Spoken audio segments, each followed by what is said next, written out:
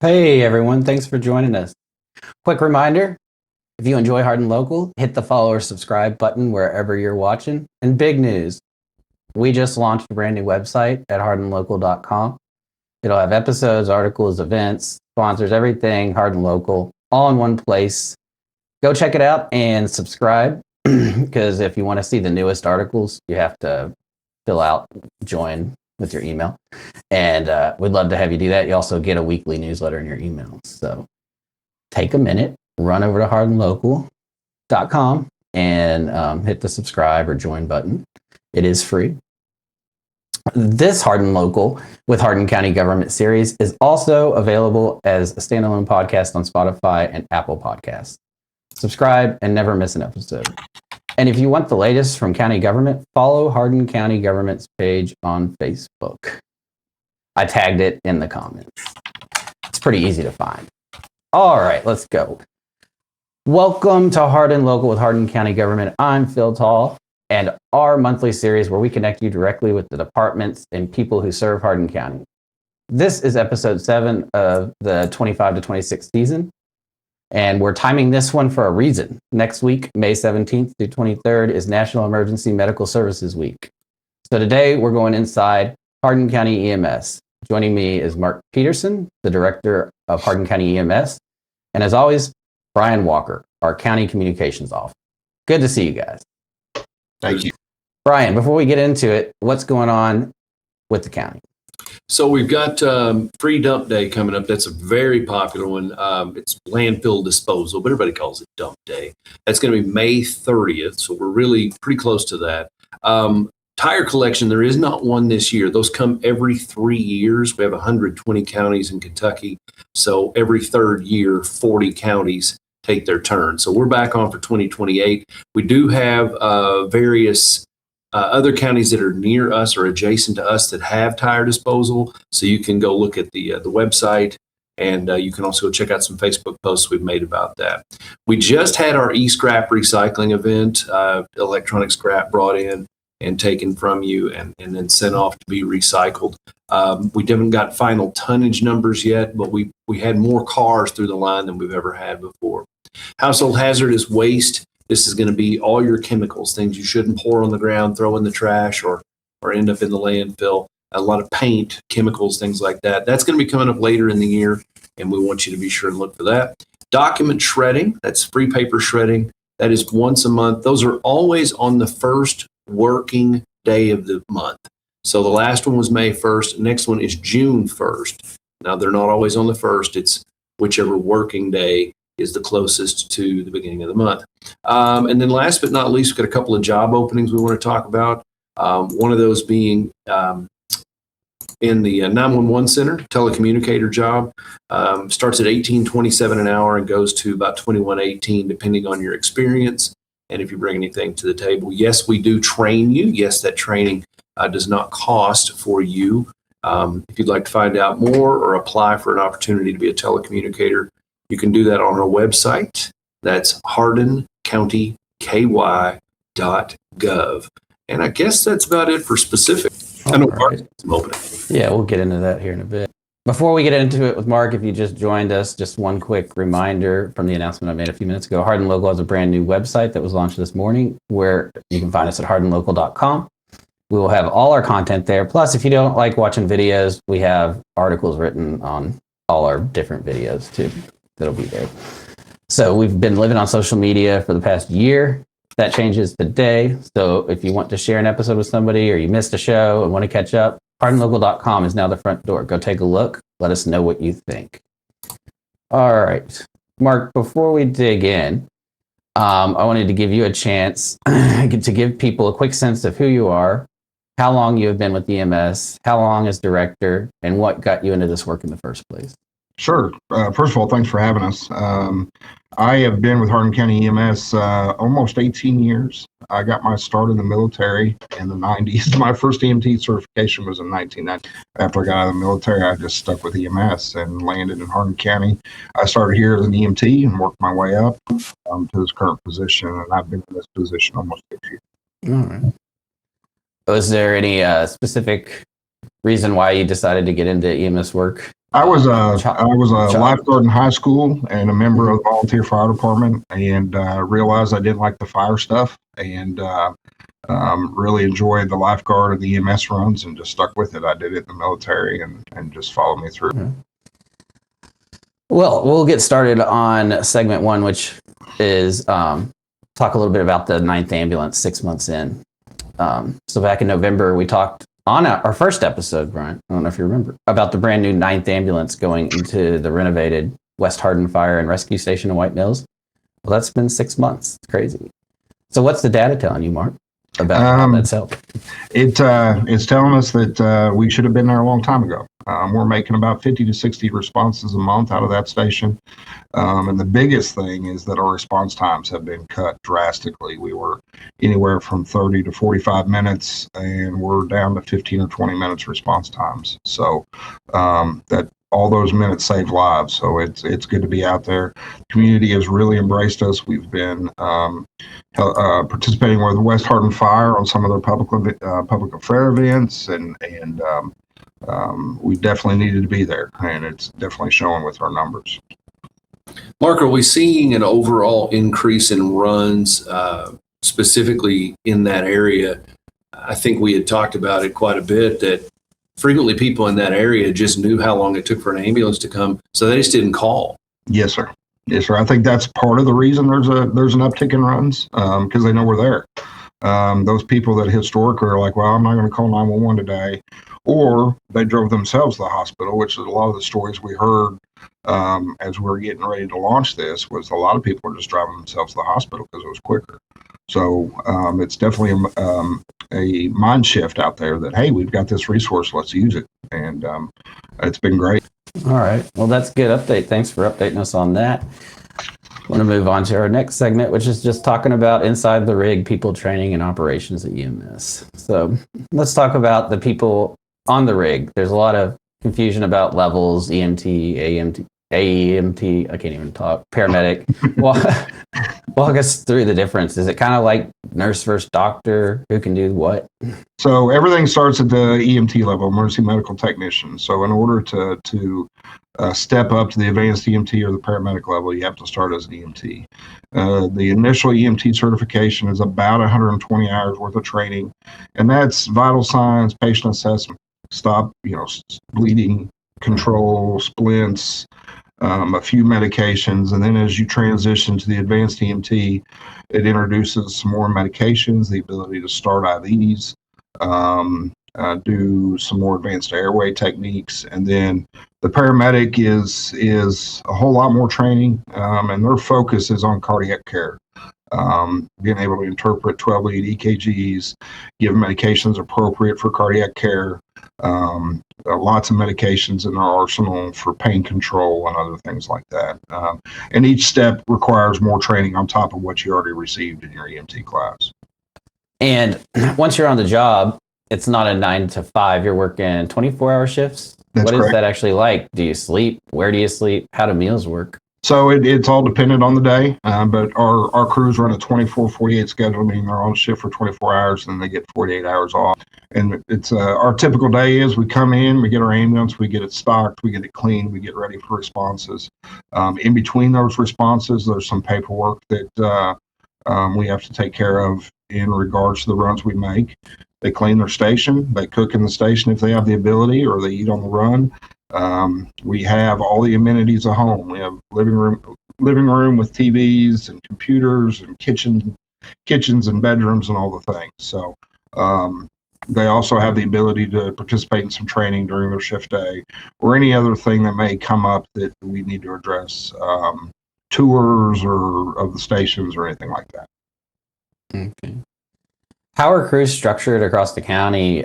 How many stations, how many people on a crew, and what does a supervisor do versus the rest of the team? Sure. We've got 5 stations throughout the county, our headquarters being in E-Town right next to the government center. We run 3 ambulances out of that with 1 supervisor.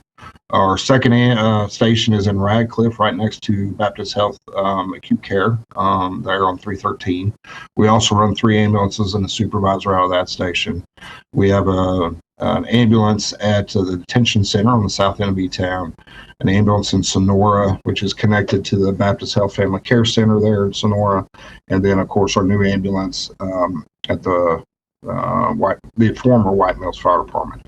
All our ambulances have either EMT and an advanced EMT, or EMT and a paramedic, or an advanced EMT or a paramedic. The advanced EMT and paramedic are what we call advanced life support.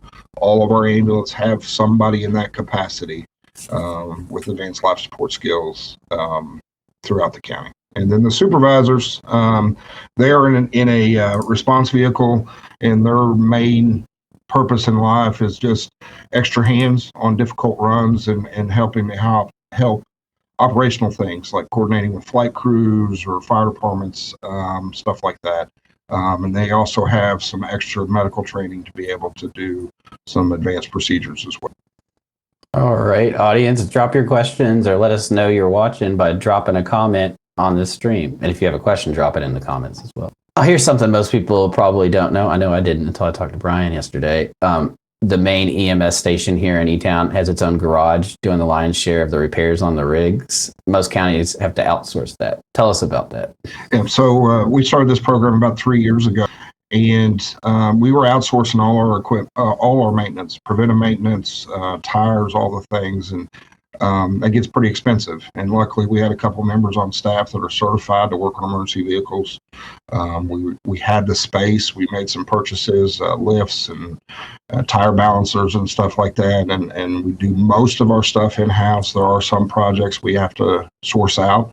But the benefit is that those ambulances are not down for extended period of time, especially for routine things like oil changes and tires and stuff like that. We can address that stuff right away. All right.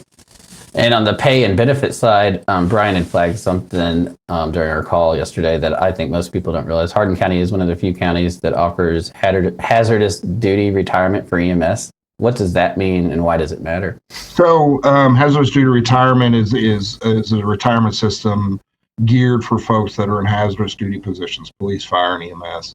The county several years ago made the decision that they would be a part of that, thankfully. And that just means less time to work before retirement, and then your benefits after retirement are a little better than those in the non-hazardous position. All right. We had a few more people join, so I'm just reminding you guys to drop your questions in the comments, and also let us know here if you don't have a question. Next segment, so we'll move on to segment 3, which is about the rolling ER equipment and capability. A lot of people think the back of an ambulance is Band-Aids and a defibrillator. The reality is closer to a rolling ER. Take us inside. Sure. You're right. I mean, we have just about everything that an emergency room does outside of some of the specified x-ray equipment, stuff like that, of course. But we have medications. We have the ability to start IVs. We have the ability for advanced airway. We have cardiac monitors, defibrillators, and pacemakers, bleeding control products, splints, just about everything you can think of we have in the back of that small box. Okay. How much does an ambulance actually cost, and what's the service life on one?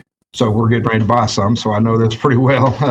Cost of a new ambulance without equipment is about $320,000. Once you add all the equipment, that's the stretcher, the load systems for the stretchers, cardiac monitor, CPR devices, things like that, that's probably another $100,000 to $150,000. So we're about $500,000 for new ambulance equipped, ready to roll.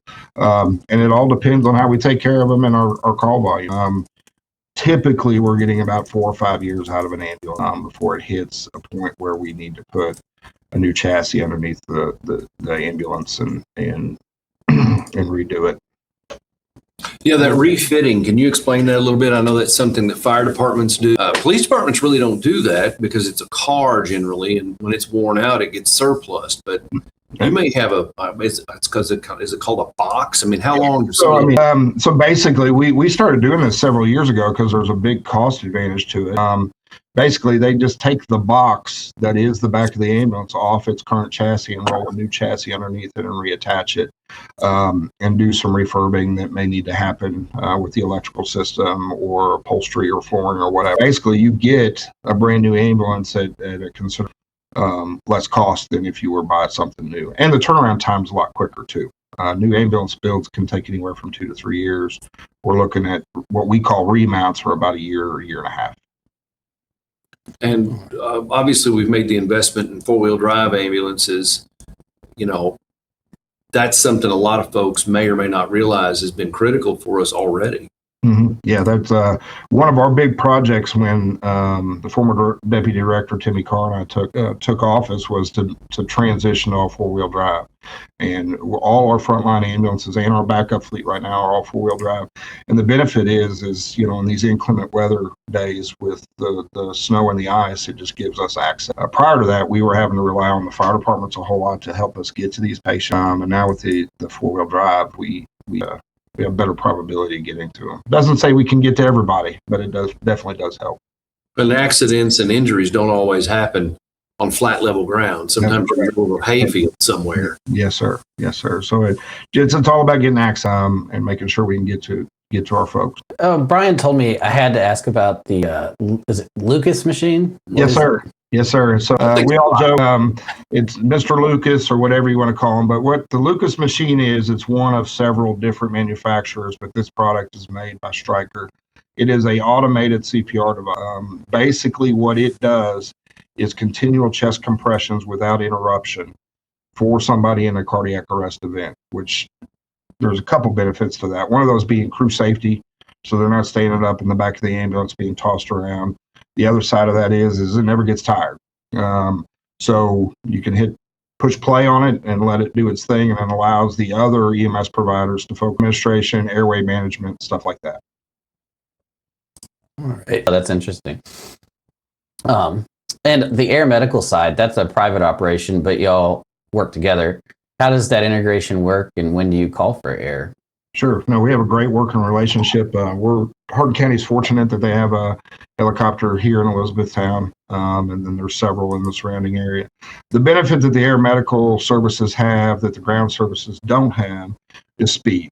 They can get to the trauma centers a whole lot quicker than we can, and they also have the ability to administer blood, which is vital in these trauma patients that may have bleeding. So the helicopter services we work very closely with, we utilize them for significant traumas, whether that's a four-wheeler accident, a motor vehicle accident, motorcycle accident, falls, just because they can get to the trauma center so much quicker than we can by ground.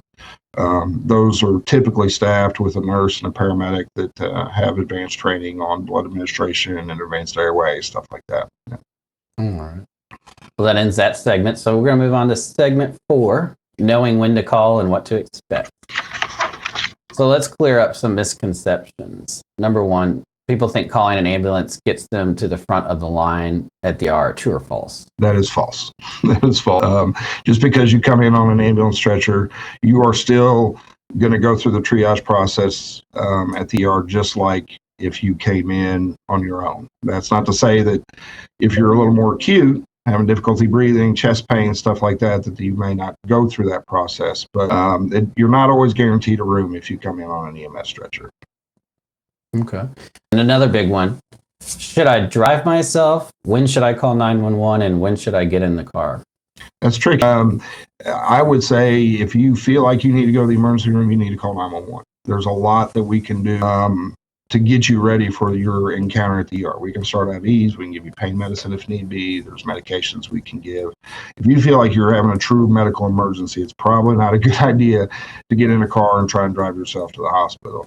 A good rule of thumb is if you would call your primary care doctor for an appointment for a cough, cold, runny nose, stomach bug, something like that, maybe that would be something that you or a loved one could drive you to the hospital. But anytime you feel like you need to go to the ER, please call us. Okay. Response times are a sensitive topic, especially in a rural county like Hardin County with so many miles of roads. We touched on it earlier with the 9th ambulance. Talk through how rural geography shapes response and what changed with West Point getting picked up by Bullitt County? Sure. So if you've driven any of the roads in Hardin County, none of them are straight, and you never know when you're going to come across a piece of farm equipment, a school bus, horse and buggy. So those are all things that slow us down. The West Point, the partnership with Bullitt County and West Point was based solely on response time. Our Radcliffe ambulance was taken anywhere from 20 to 30 minutes to get to West Point. And that's just, in the big scheme of things, those numbers are not great. The mayor in West Point and Judge Tall and several of us got to looking and realized that Bullitt County had an ambulance just 5 or 10 minutes away. Thought that this would be a better partnership for the citizens of West Point. And they have, that's not to say we don't make runs up there, because we do from time to time, but it has drastically reduced their wait times for ambulances up there in West Point. All right. What about refusals? Say there's a wreck. I'm up walking around. I feel fine. Does the ambulance still come? Can I wave them off, or do they have to check me out first? No, we don't have to check you out. I mean, you're entitled to say, I don't want an assessment. But anytime you go through something like that, it never hurts to let us talk to you for a few minutes and check your vital signs, make sure everything's good. Because initially you may feel fine, but after the adrenaline and the excitement of the event wears off, you may go, oh man, I'm kind of sore here, or I'm having some trouble breathing or something. So at least let us come out and talk to you. If you don't want us, we're okay with that as well. But I would advise that you have us come out and at least assess you and make sure everything's okay. All right. And audience, drop your questions in the comments, and also let us know you're watching by saying hi in the comments on Facebook and YouTube. Not Instagram. I won't see those comments. And here's one that I want to make sure people hear. The more information you can give the dispatcher, the better EMS arrives prepared. And if you live out in the country, that mailbox address better be readable, right? Yeah. You want to talk on those points? Sure. The biggest thing when you're calling 911 is be patient. The dispatchers are going to ask you a lot of questions, and those are all gathered to help our response, the fire department response, police response. So don't get aggravated with them because they're asking questions. And if there's something unusual about your address, if there's two houses at the end of the driveway, your mailbox just got knocked down and there's no numbers or whatever, make sure you relay those so that we can make sure that we can get to you and get there timely as well. And be crystal clear with everybody what's going on, answer the questions. Any pertinent medical history is helpful, kind of gets us going, kind of gets our minds going about what we may be coming into, and make sure we're prepared for that. All right. Well, that ends segment 4. The next segment is about community tools and National EMS Week. Let's talk about the tools that connect residents to EMS. Pulse Point, where does that stand for the county? I know they were updating it for the new system or something. Yes. So our 911 center recently did a much needed upgrade to their computer-aided dispatch system. Right now, Pulse Point does not talk to that system. But we got updates yesterday from the developers that they're actively working on that. And once they have the connections made, then it'll go live, and we'll make sure we broadcast that as well.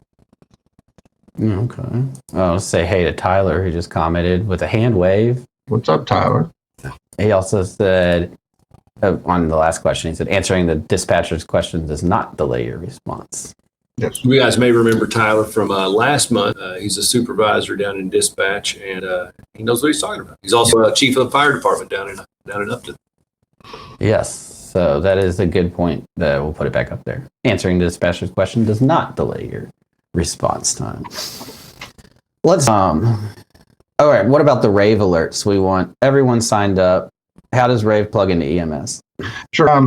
So the Rave Alert, that's a product with the Hardin County Emergency Management, and that's a great tool. You can get it on our website. It notifies you for inclement weather. If there's, for us specifically, we monitor it for weather, of course, but we have a big event that we have to shut down roadways, or traffic's going to have to be diverted, or whatever, we can push messages out to the Rave system to make the public aware of those. And we don't wear people out with it. I mean, sometimes it's weeks when something doesn't come out. It's not like if you sign up for it, you're going to get 10 messages a day. I get asked that a lot. People, I don't want to be getting updates all the time. You won't. You'll just get them when they're necessary. All right. So stop the bleed, Narcan, file of life, 3 things every resident should probably at least know something about. Can you give us a quick synopsis or tour on those Sure. things? Stop the Bleed is a program that's bleeding control and the use of a tourniquet in incidences like that, because most trauma, death from trauma is bleeding. And if there's a way to stop the bleed, then that's you have better survivability. So this is a program that teaches people how to apply bandages, how to put on a tourniquet, what to do with somebody if they're bleeding, stuff like that. Narcan, hot topic. We've got a couple free Narcan dispensers here in the county. This, of course, is essential for folks that you may or may not know that have had some sort of overdose, specifically an opioid overdose. This is a drug, a life-saving drug for those folks that battle addiction. Brian's got one of the leave behind kits. So I actually keep these in all of our cars, and we have them in our home, and I have one in my office. You don't know when you're going to encounter somebody that needs Narcan. Just because I'm in an office in the government building doesn't mean somebody might not need it. Yep. So I don't want to ever have to use it, but I'm ready to in case that comes up. Yeah, and the benefit of administering Narcan is just it's a squirt up the nose. And we have developed a program here in the last year or two where we leave kids in some of these areas that are could have some high probability of overdoses. We've partnered with the Hardin County QRT team to have these kids on the ambulances so that they're in the home for that sensitive population of folks that battle addiction.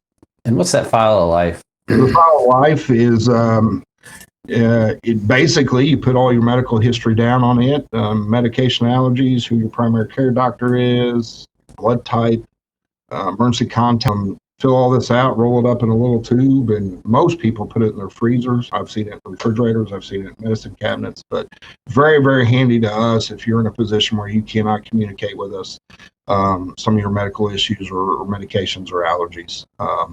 But it's something good to have in the house just so we know to go.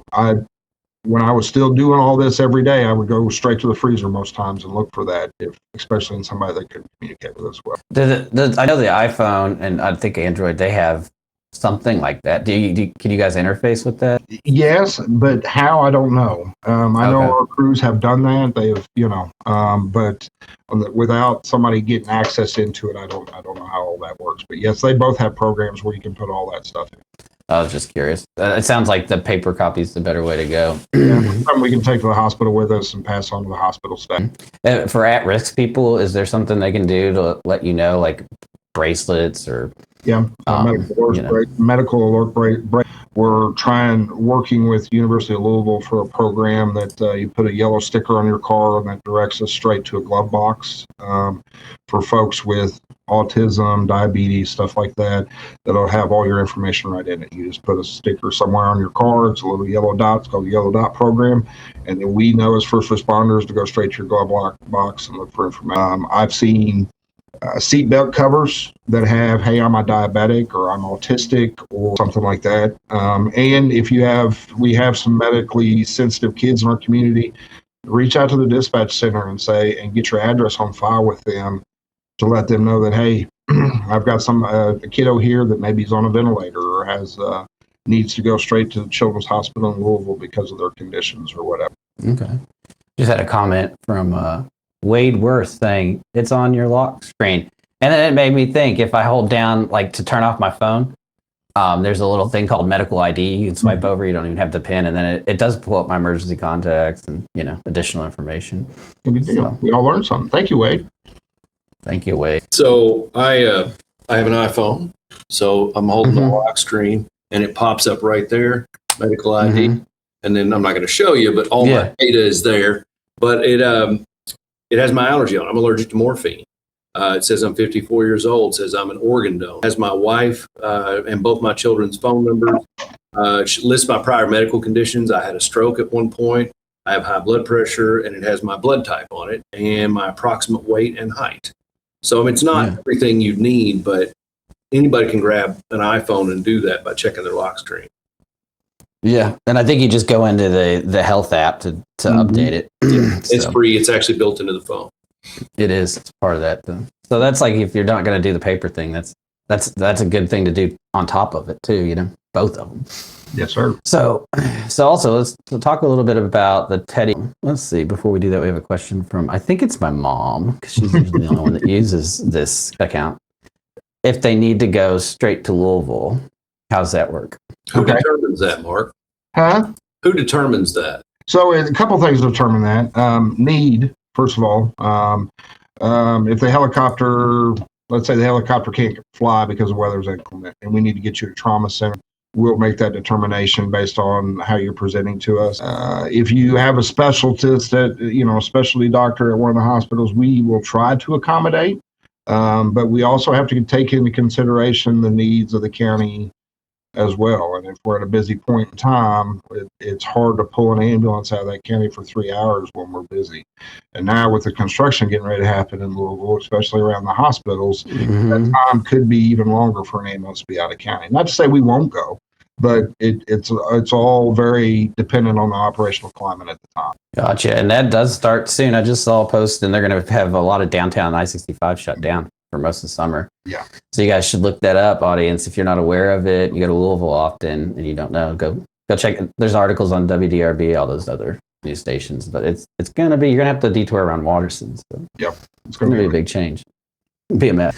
All right. So tell us a little bit about the teddy bear clinics you do with E911. Sure. This is a huge hit. We partner with 911 and take teddy bears into the schools to give kiddos the opportunity to see how 911 works. First of all, when they call 911, how does that work for them? What to expect, right? They have a phone they can actually pick up and dial 911 and talk with the dispatcher and all the things. And then we use the teddy bears as a patient, so to speak, to kind of show them where we're going to put oxygen at, or where we might put a splint, or where we might have to put a Band-Aid or a bandage if something is broken. It's been very, very well received. We get requests for this program all the time. It's a lot of fun, and it gives the kids the opportunity to kind of be ready for us if we do have to come to their house or their school. And we've had a few success stories out of it where kiddos have sat in a teddy bear clinic and they had to call 911 for one of their loved ones and knew exactly what to do and how to get everybody there and all the things. So it's a great program, and 911 is a big help with that as well. All right. That sounds like a good program for sure. And here's the big one. May 17th through 23rd is National Emergency Medical Services Week. If you want to show your appreciation, a card, some donuts, a pizza, or just thank you, there's a way to coordinate that. Brian, did you want to give people the contact info? Yeah, public relations for EMS is Jennifer Cant. She's great. She would be one of the people that comes for the teddy bear clinics.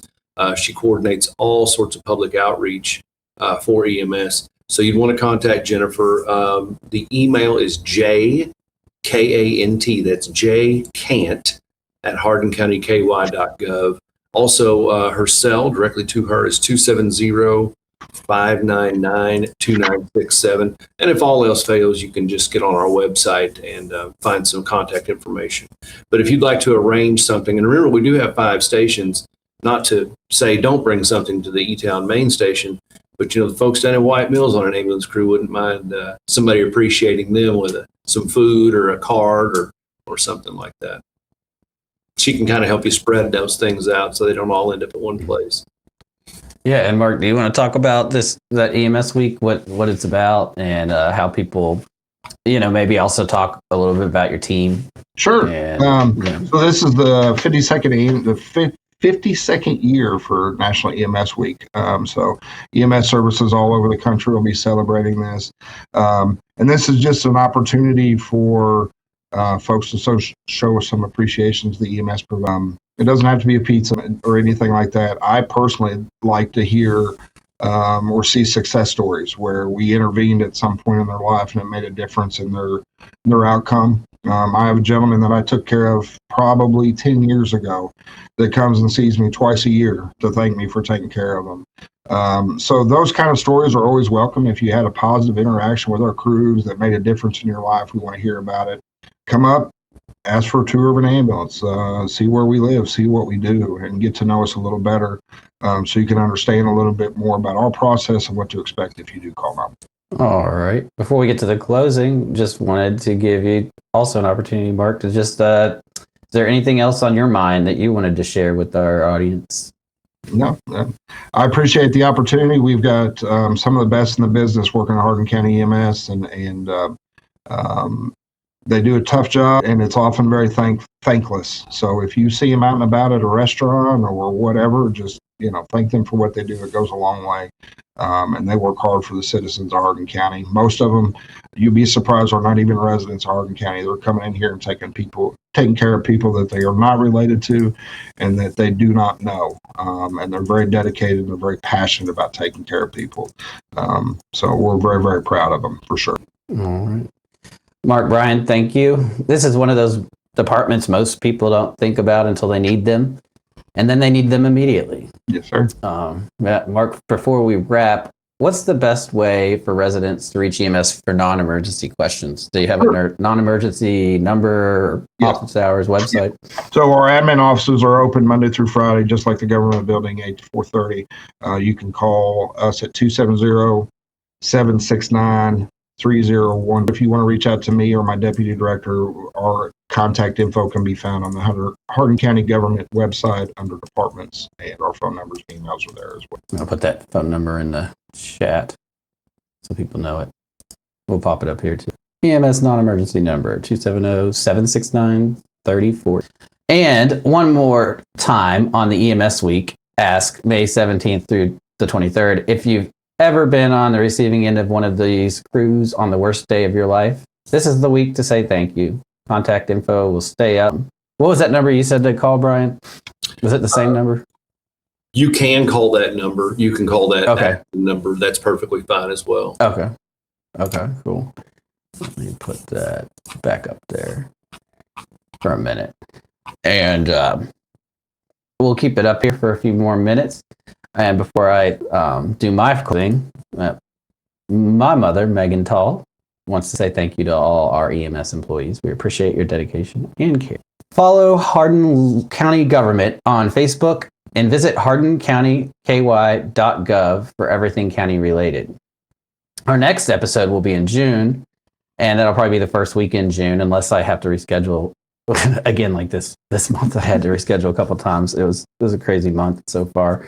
Do you know who we're talking to next month yet, Brian? I think I do, but I'm not going to say yet just because I'm not positive. So all right, they it'll are be a surprise. just as busy as EMS, unfortunately. So we have to work around their availability.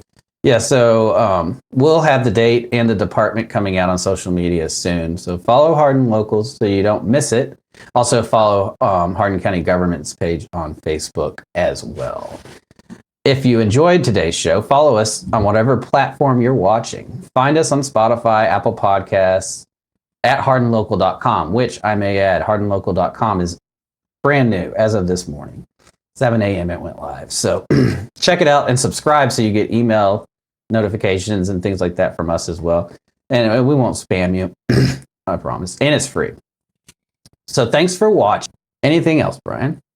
I believe we've covered it all. Thank you so much for giving us this time every month. Yeah, thanks for having us, for sure.